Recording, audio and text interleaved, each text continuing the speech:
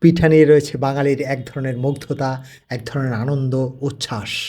এটি শুধু খাদ্য নয়, বরং গ্রাম বাংলার ঐতিহ্যবাহী একটি রেসিপি।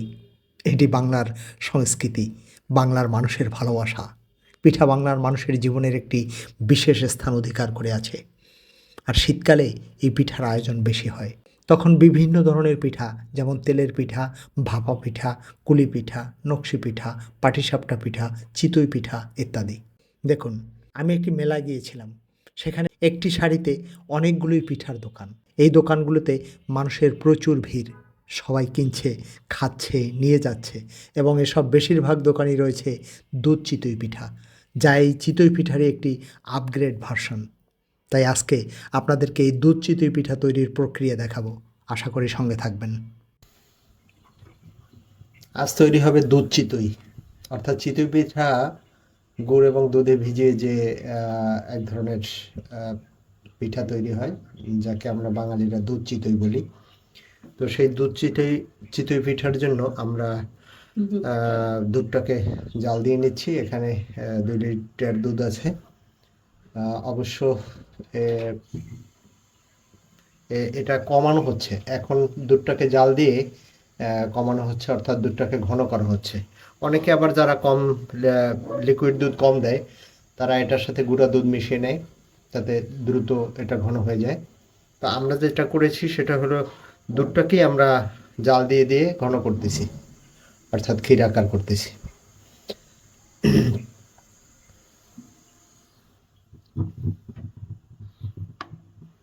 এবার দুধের সাথে যে গুড় মেশানো হবে সেটা দেখতে পাচ্ছেন, আমরা এলাকা থেকে, অর্থাৎ বরিশাল থেকে তালের গুড় এনেছি। এটাকে আমরা রাস্তা ছিল, এটাকে একটু ভেঙে নিয়েছি। এখন এটা গরম পানির মধ্যে দেব যাতে এটা গলে যায়। দিয়ে দিলাম।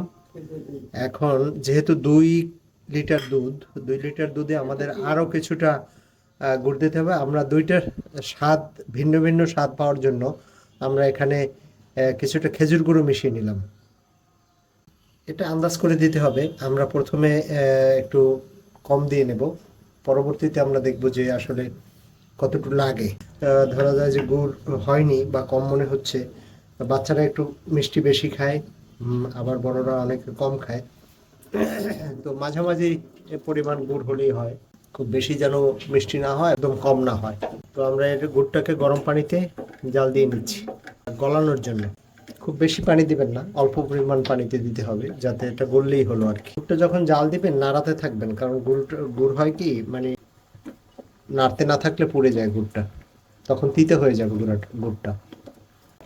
দেখতে পাচ্ছেন প্রায় গলে গেছে গুড়টা। আমাদের বোধহয় আরও একটু গুড় দিতে হবে যা মনে হচ্ছে, কারণ 2 লিটার দুধ তো।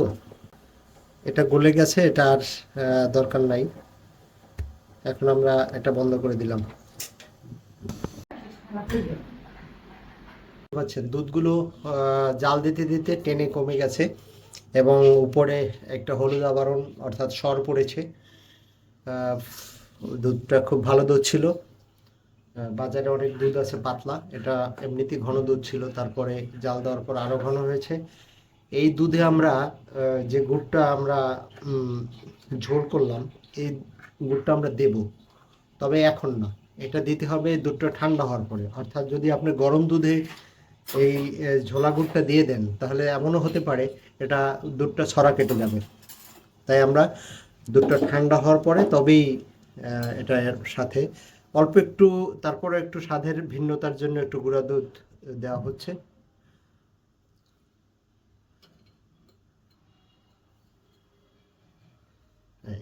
আমরা 2 টেবিল চামচ পরিমাণ গুঁড়া দুধ দিয়ে দিলাম, যাতে এটা আরো একটু ঘন হয়। মানে অর্থাৎ দুধটা যত ঘন হবে তখন আপনার এটার মধ্যে চিতই পিঠাটা ভিজলে আরো আরো সুন্দর দেখতে পাবেন।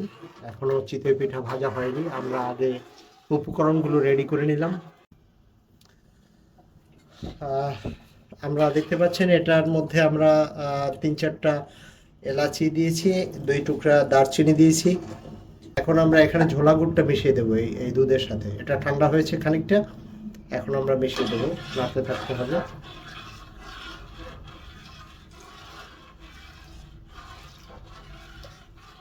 দুধটা কেটে যাবে না? এই যে দেখতে পাচ্ছেন, আমরা দুধটা একটু ঠান্ডা হওয়ার পর দেওয়াতে দুধটা কোনো কেটে যায় না, অর্থাৎ এটা ছড়া কাটেনি। হ্যাঁ, এটা লিকুইডই আছে। আর যদি এটা গরম দুধে দিতাম তাহলে এটা ছড়া কেটে যেত। দুধে 1 চায়ের চামচ পরিমাণ লবণ দিলাম, দাও।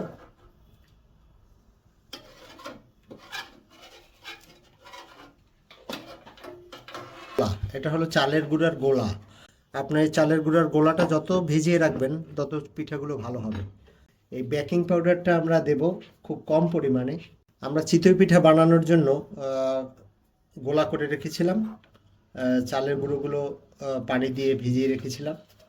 এই গোলাটা দেখতে পাচ্ছেন, এটার একটা গোলাটা হওয়ার একটা কতটুকু ঘন হতে হবে, এটা সামান্য গরম পানি দিয়ে এটাকে করা হয়। আমরা এই গোলার সাথে অল্প একটু বেকিং পাউডার দিয়েছিলাম।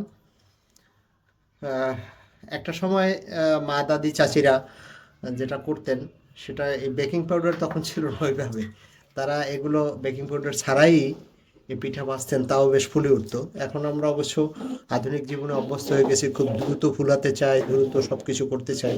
কম পরিমাণ বেকিং পাউডার দিয়েছি, এটায় 1 টেবিল চামচ পরিমাণ আমরা বেকিং পাউডার দিয়েছি, তারও কম হবে। তো গোলাটা দেখতে পাচ্ছেন, ঠিক গোলাটা একেবারে পাতলাও হবে না, আবার খুব বেশি ঘনও হবে না, এরকমের মানে ফোঁটা কাটবে না। মানে যখন গোলাটা ছেড়ে দিবেন দেখতে পাচ্ছেন এটা ফোঁটা কাটবে না। মানে আর যখন পাতলা হবে তখন এটা ড্রপ ফোঁটা ফোঁটা হবে, এটা ফোঁটা না। ঠিক এটাই হলো আপনার এই চিতই পিঠার গোলা করার টেকনিক। এবং এই গোলাটা যদি ঠিকঠাক হয় তাহলে আপনার পিঠাও ঠিকঠাক হবে, অর্থাৎ পিঠা ফুলবে, পিঠা ঠিক মতো সিদ্ধ হবে, সব কিছু ভিতরে কোনো কাঁচা থাকবে না, গুঁড়া থাকবে না। আর এটা নেড়ে নেড়ে নেড়ে গোলাটা একেবারে ঠিক ঠিক করে নেবেন, যাতে কোনো ভিতরে শুকনো মানে গুঁড়ি দানা হয়ে না থাকে। দেখতে পাচ্ছেন, আমরা এটা এখন ভাজার পালা।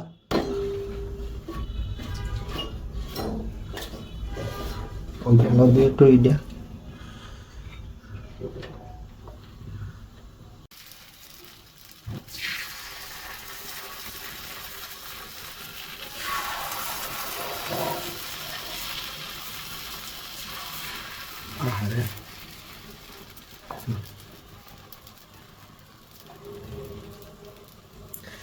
এবারে আমরা ঢাকনা দিয়ে ঢেকে দিই।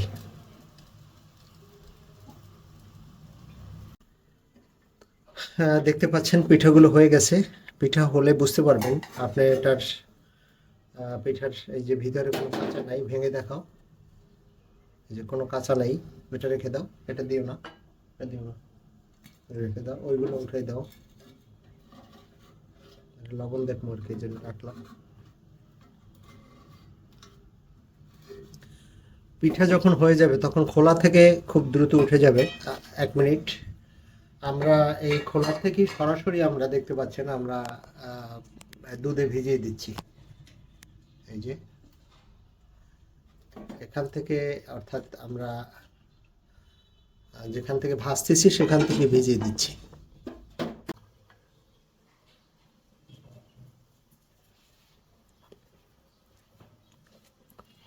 মাঝে মাঝে ঢাকনাটা তুলে দেখে নিতে হবে যে ঠিকঠাক হয়েছে কিনা।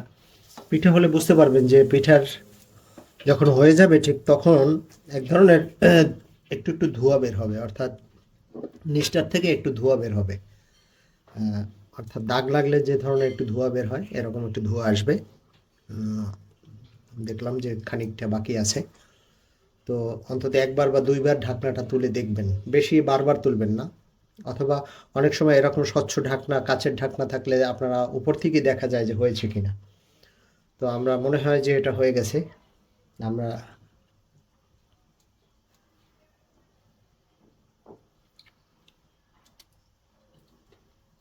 হ্যাঁ, এটা হয়ে গেছে, আর একটু হবে।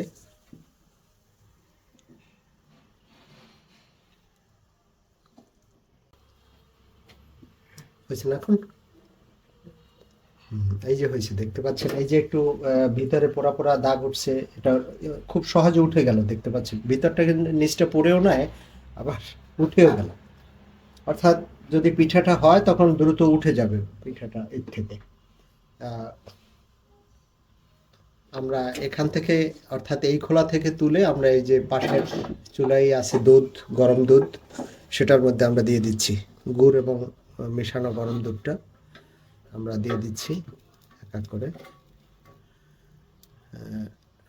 এটা দেওয়া হয়ে গেল।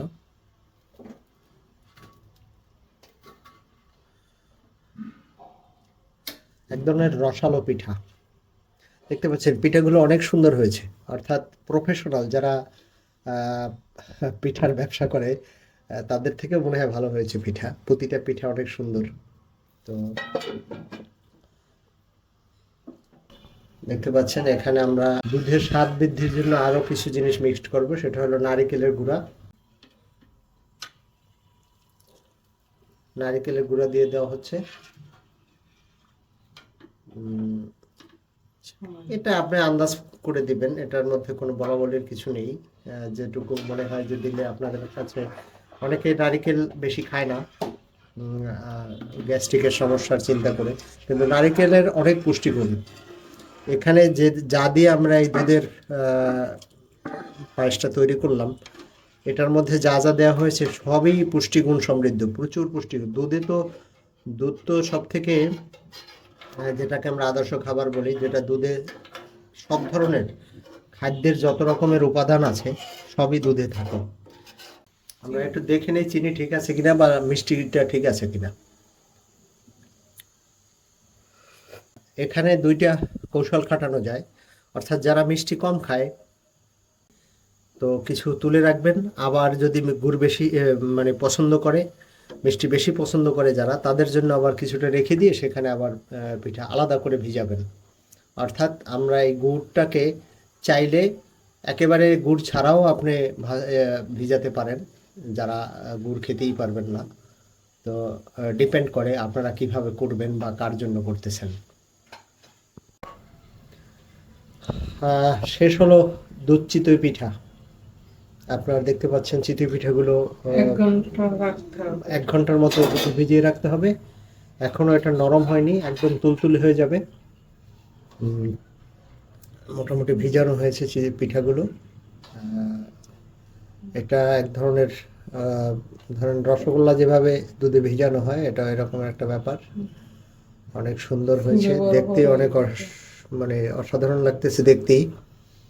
যাই হোক, আপনারাও এ ধরনের দুধ চিতই পিঠা বানিয়ে খাবেন, এই শুভকামনায় শেষ করছি আজকের দুধ চিতই পিঠা কাহন। আল্লাহ হাফেজ।